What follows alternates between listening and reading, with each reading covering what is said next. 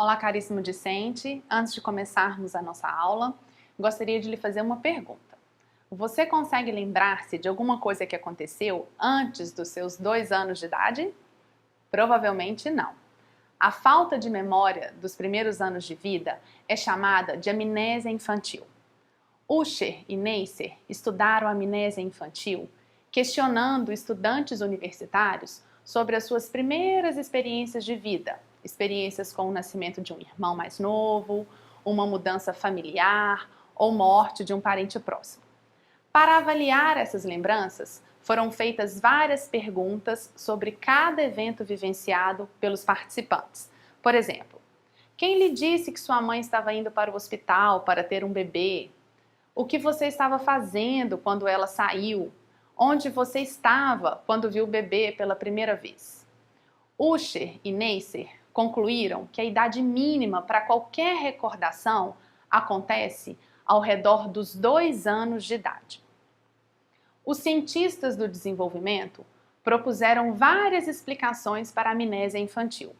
Freud acreditava que a amnésia infantil revelava nossa tendência para reprimir os conflitos emocionais do início da infância. Para Piaget, os eventos dessa época não são armazenados na memória porque o cérebro ainda não está suficientemente desenvolvido. As explicações de Freud e Piaget foram rejeitadas em favor de explicações mais cognitivas. De acordo com Nelson, os bebês não usam a linguagem oral. Os adultos, sim.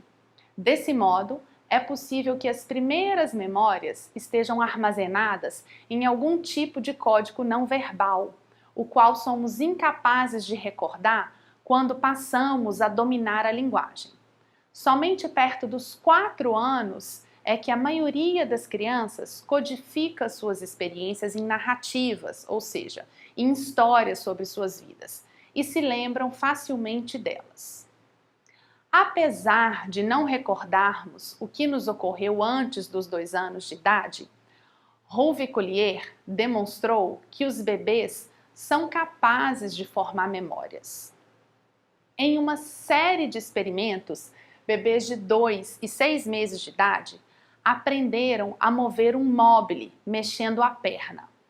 Toda vez que o bebê mexia a perna, ele ativava o móbile preso a um dos tornozelos do bebê por uma fita.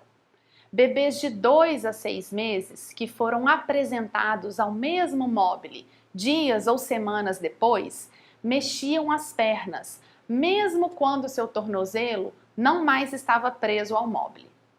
Esse resultado demonstra que o reconhecimento do móbile acionava a lembrança da sua experiência inicial com esse objeto.